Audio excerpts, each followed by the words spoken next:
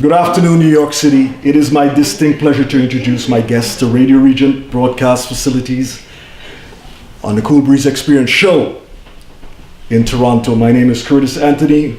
Welcome, thanks for the opportunity to talk to you. We're going to talk about your evolution, your mission, your vision, about the music. Cool Breeze is here to chronicle the vibe and magnify your brilliance. Daryl Gibbs, how are you, my man? Cool Breeze! Daryl Gibbs, my man. What's happening? Well, welcome. Just glad to have you here. Man. And just, we've been talking so long, now in the flesh, my brother. Absolute delight, my brother. I've been out of New York City for 18 years. I said, if it take donkey cart, ghetto blaster, and a cooler with some sandwiches and some beers to get me to New York City, I'm coming. Well, you're here now, and welcome. Thank you. Before we get into the meat of things, how have you been? Oh, great. Just good weather. Everything's been wonderful. Mm-hmm. A lot of work. Good. Take a few minutes to talk about your childhood and where you grew up. Okay. Well, I grew up in Brooklyn, Brooklyn, New York. I grew up in the Bushwick section of Brooklyn. Okay. And back in the 50s and 60s. Okay. One thing that was very great about the time and the area that I grew up in, we had a lot of music programs in the city. Okay. And as a result of that, I learned how to play instrument in school. And that was great. Amazing. I had no idea that I would further go on to, continue with the music. Okay. What would you say the one thing more than any other accounts for your success? Talent, luck, charm? Hard work, consistency, Mm-hmm. and just a willingness to want to do it, Right. Luck and all that plays a part, but Right. you have to be consistent in what you do. Absolutely. Where did your love and passion for music come from, and how did that influence your style as a musician? My father used to take us up to the Apollo Theater up in Harlem. Okay. And we see all the great acts of the day. Right. And one of those acts that I saw was Junior Walker and the All Stars. Whoa. Man, he used to blow that sax, man, like it was nothing else. And I told my father that day, I said, look, I want to play saxophone. Okay. And that whole funky thing, and of course being a fan of James Brown and other funk bands of the day, that really helped. Okay. And we're going to talk about the Brooklyn music scene, and you know a lot about that. Tell us about that. Well, growing up in the Bushwick section of Brooklyn, unbeknownst to a lot of people, our music teacher, and his name was David Kalina, and it's very important because little did he know that he would spawn a musical revolution in the area, because he taught a lot of us how to play instruments. Right. And I started out on violin. I switched to sax. Other friends of mine started out on trumpet. They switched instruments. That's where it started. Every band formulated on each individual streets in our neighborhood. Okay. Every street had a band. Yeah. Wow. Tell the fans about the vibrant music scene growing up in Brooklyn in the 70s, the spoken word, the fashion, the music, the swag, the cars, the ghetto blasters, the beautiful women. Well, that was, in the 70s was disco, man, disco, and so many clubs opened up in the day. And we got to work in a lot of those places, and that was the way to go, man. A lot of fun, new club opening up just about every week. Yeah. Of course, there was a lot of swag. Brooklyn had their own swag. Queens had their own. We were just into the Bronx, Manhattan, and of course, people from Brooklyn went everywhere. Wow. That's the main difference being from Brooklyn. And you guys have a massive Caribbean population in Brooklyn. Yes. Wow. Particularly, out in Flatbush, East Flatbush, all over the place. Man. And the big event they have every year in Labor Day. Oh yes, big Labor Day Caribbean extravaganza. Yes. Eastern Parkway, Yes. every Labor Day. I experienced it once. Tell us about your stint with the Crown Heights Affair Band. Well, I started with them in the early 70s. Crown Heights was started out as a rhythm section, and they wanted horns, and I went down auditioned for the group, and that's where I made my first record, Super Odd, Oh, man. in the early 70s, and as I said, we were fortunate enough to sign up with RCA Records, and the rest, as they say, is history. Mm. And we went all through the 70s, yeah. Tell us about a bit about some of your musical milestones. After leaving Crown Heights Affair, and I left Crown Heights, I started my own band called Made in USA. Oh, We signed on the same record label at that point with Kool and the Gang. who was in that band? Sorry. Made in the USA. Made in USA. It was myself, Charles Moraes, Ruben Faison, Skip Slaughter, Kevin Hood, Herb Akins, and we had a female vocalist named Janice Harrison. And we went on to do another album. And that group ultimately morphed into the Strikers. Okay. Because years later, in the 80s, early 80s, myself, Skip Slaughter, the bass player, Ruben Faison, the guitarist from Made in USA, stayed with me with the Strikers, and he became the lead singer. We did the record Body Music. Yes. Amazing track. And inch by inch. Inch by inch, yes. Inch by inch. Wow. That is, I mean, Crown Heights was one of my band growing up in the Caribbean. When I heard that Super Odd album, this group had a sound. Yeah, yeah. And I listen, I showcase a lot of funk from different cities in America. California had the thing, Dayton, Ohio, the land of funk. It's the South. Minneapolis had their thing, Motown, every Philadelphia. But Brooklyn had a sound that was raw. It was from the streets. Raw funk from the streets. And you and I talked about this before. One of the main differences between the Brooklyn funk and the Queens funk, for example, Queens had a little jazz influence in with their funk. Right. Brooklyn was raw. Right. It was raw. We just threw down and just did whatever we felt. Not so much jazzy or anything, but you can hear it in the difference. Bands like BT Express, Brass Construction. Yes. That whole sound is raw. It's Sky. Sky. Kashif. It goes on and on. Wow. And Being a part of that was very, very important to me. And we got to travel a lot of places. When you have a record out, sure, you get to meet people that you would normally meet. Right on. I got to see a lot of places I never would have went. Parts of this country, which was very exciting. Good. And you're now the VP of Treasure Rocks Records. Tell us a bit about that. Well, Treasure Rocks Records was founded by myself and Tony Mack. We're based out of Philadelphia, and what we're trying to do is foster the funk wave movement. Yes. Bringing the funk back and just polishing it and presenting it all again brand new. Right now, Treasure Rocks Records includes Crown Heights Affair, Fresh Band featuring Tony Mack, LA Blacksmith, Philly Funk Wave, and now with our gospel act, Mack and Gibbs, which is myself and Tony Mack. Wait on the Lord. Yes. I love that track. Wait on the Lord. Wait on the Lord. It's just a great movement with internet radio. When you first heard your music played on Radio Region, on the Cool Breeze Experience show on a Saturday from 11 to 3 p.m., what was your expression? I just loved it.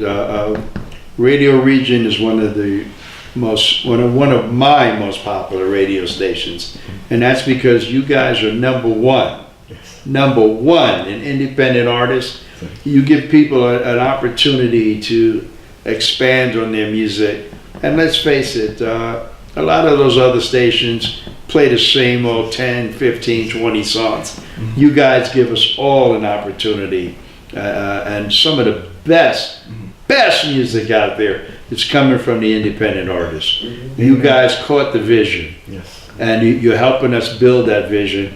God bless Radio Regent and all the independent internet stations out there. Yes. As VP at Treasure Rocks Records, we love what you guys are doing. We appreciate it, and we know that you're going to put those other guys out of business. I know that. What musical projects are you working on currently? Well, we want to expand on the funk wave movement. Tony Mack and Fresh Band has new stuff coming out. Hopefully, we will do another Mack and Gibb single. Me myself, ultimately, I want to do a Daryl Gibbs album. Nice. I want to do an album dedicated to myself and just different genres of music, featuring different singers, with different instrumentalists, and that would really make me happy. Nice. What do you think your life would have been without music? Gee, I don't know. I don't know. I don't know. I really don't want to know. All right. Good. Fair enough. Is there anything in a musical journey that keeps you grounded and humble? Yes, knowing where I came from, Brooklyn, humble beginnings in Brooklyn, and knowing that music changes you to a degree, but being grounded in Christ, Yes. and knowing that you believe in God, and I believe in God. God, Jesus is the center of my life. Okay. Has the African Americans made great strides in the music industry? What's your assessment? Sure. And from the artistic point of view, yes. Still not where we should be business-wise. Okay. Not yet. Right. Okay. Has there been any black acts, major acts, been signed to a major label in the last 20 years? Of substance? No. No. Okay. Is it necessary for a musician to have a jazz background or a classical background? It helps, but it's not necessary, no. Okay. Playing with various bands, how do you juggle the consistency versus spontaneity? So many bands, a certain kinds of cohesiveness, a certain kind of simpatico. What's your view? I do it the old-fashioned way. Yeah. We rehearse, we practice, Right. we put the time in. That's how you offset with what you don't necessarily have in terms of your musical ability. Right. Look, you can be good at anything if you practice at it. Yeah. That's another thing that made us different in Brooklyn. We used to rehearse every day. And if you go it over and over and over and over, you're going to get consistent. Yes. You're going to get comfortable, and you're going to sound great. Yes, absolutely.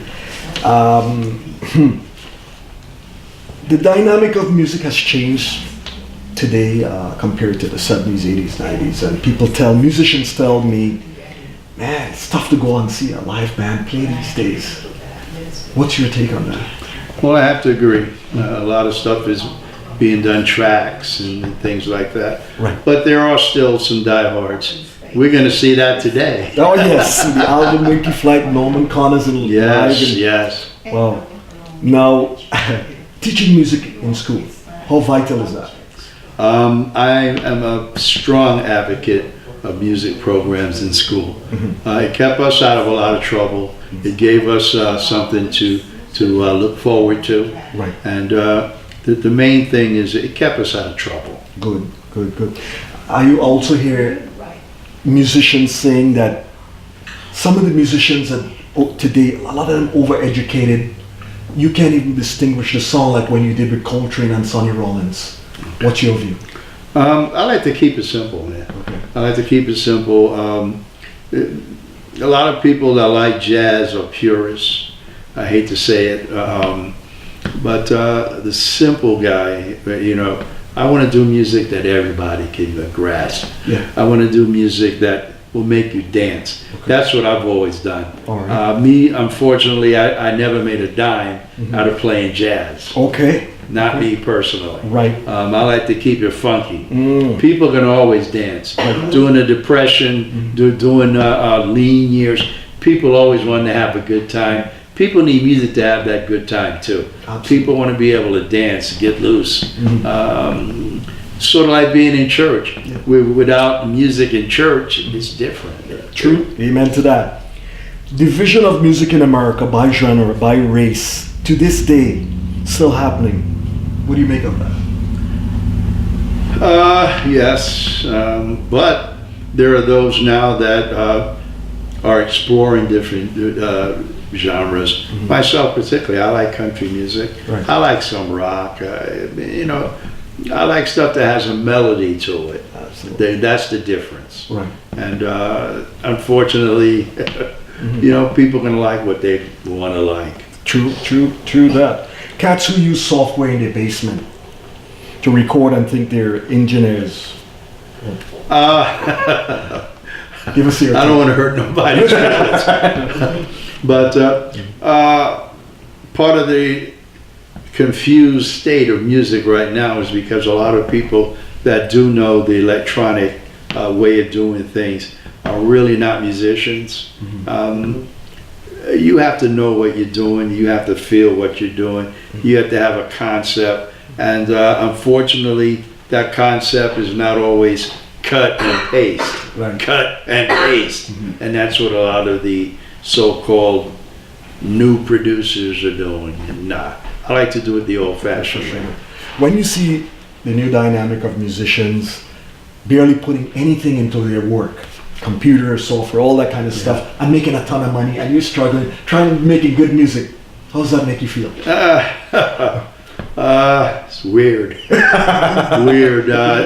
Particularly, you have a lot of young people Yeah. that don't know one note from the other, Okay. but they use the software and all that. And on one hand, it makes me feel bad. On another hand, I feel good if a youthful person is doing something positive. Yeah. And so I'm all for it. Sure, go for it. Okay. And what's a good horn player in your view? The one that, like Alvin Winky Fly. Yes. Yeah. That's a good analogy. Sure, he's not only equipped to play jazz, he can play funk, he can be simple. A good horn player has to be able to be intricate, has to be simple, has to have a groove, has to put feeling into what they do. Okay. And that's the type of horn player that I was. Right. What are your expectations on your musical future, Daryl? I have no expectations. I just do what I do. If you like it, cool. I've been pretty fortunate though. Most of the musical projects that I've completed have gone somewhere and have brought me acclaim. Okay. When you, as a young cat, was coming up in Brooklyn, and a young man with a horn putting $400-500 in your pocket in those days, and the average guy was struggling to make 100 doing a serious labor job. How did that happen? And you had that swagger. Well, true, I was playing 4 or 5 nights a week. Okay. I was playing some of the top clubs. I was opening up, I was fortunate enough to open up for every top act that was out. We played at the Cheetah, I played at the Apollo, I did all these named venues. I had a ball. Yes, I made money. Yes, I splurged. I had a good time. Yeah, right. Those were the days. Yeah, and tell the fans out there, when you were coming up, some of the bands that was blazing the music scene in Brooklyn that you admired. Oh, well, we had, just locally in my particular area, we had bands like the New Breeds. We had Soul Image, of which I was a part of. We had Jack Sass. We had a lot of good groups out in Queens as well. The Firebolts. We knew them. We knew of Creative Funk. We knew about my greatest band of all time. Tell me. Willie Feaster and the Mighty Magnificents, featuring Skip, Sonny, and the Pace Brothers. And I hear Skip might be at the show today. He's still out here in Queens. But Val Burke was a very big musical influence in my life. Legendary bass player. Yes, Wow. yes. Man, We're still friends today. wow, wow, wow, wow. That is just unbelievable.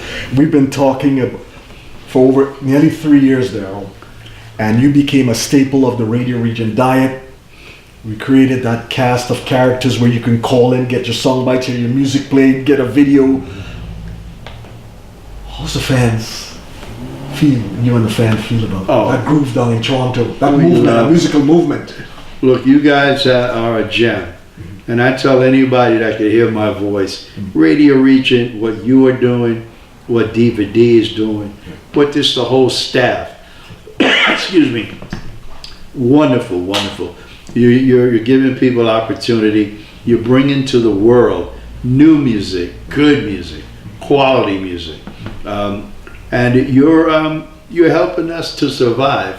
You're helping us to get the word out there. Radio Region is more than just a station. Radio Region is a movement in itself. Thank you. And I'm just glad to be part of it, and to have you and DVD as two of my dearest friends. Yes. And I thank you for that. You're welcome, man. It's so special to me because I said to myself, I'm bringing equipment down when I come to New York. I'm not leaving anything to chance. Any musician I can grab in a corner, especially you, and Alvin, and some of the other cats, we're gonna get them on tape. You're gonna talk about the Brooklyn sound, man, because it's so vital that you hear about these other areas, but you weren't hearing about Brooklyn and Jamaica, Queens, and Bronx and all these other places, and I had to help bring this to light. We did 3 versions in audio. Oh yeah. Finally, I said, Diva, we're gonna get this on video, because we bring in the Daryl Gibbs to tell these stories for you on film. These things will be put up and seen for years. When all is said and done for you with music, how would you like to be remembered? Just as a person who loved what he did. I've been very fortunate to bring a lot of other people into the business, people that are talented. Even to this day, I'm being told that I'm one of the people that can see new talent on the rise, and to give another brother or sister an opportunity out there in the music business, doing what I love, and what I think I was destined to do. Okay. That's all, and and I was a nice guy, you know. Right on. Where can the music be purchased? All our music can be purchased, all the streaming sites, CD Baby, Amazon, Spotify, you name it, Deezer, just everywhere that you can download or stream music today. All of our Treasure Rocks records, music is there. Where can fans find you on social media, Daryl? Daryl Gibbs, Facebook, Daryl Gibbs, Instagram. The official fan page for Daryl Gibbs on Facebook. We have another group called Rocks the Beat, ROXX the Beat. We have Treasure Rocks Records, Fresh Band featuring Tony Mack, Crown Heights Affair featuring the legendary William Anderson. Wow, it's great. Daryl, it's been an honor and a pleasure meeting you, getting this on tape, and thanks for bringing your love to Radio Region on a weekly basis, and continue that, love that support, man. I'm dying to get this interview on tape, and finally we did it. It's a pleasure, my brother. Thank you, Cool Breeze. And remember, Cool Breeze! Baby! Hello, North Carolina. Hey!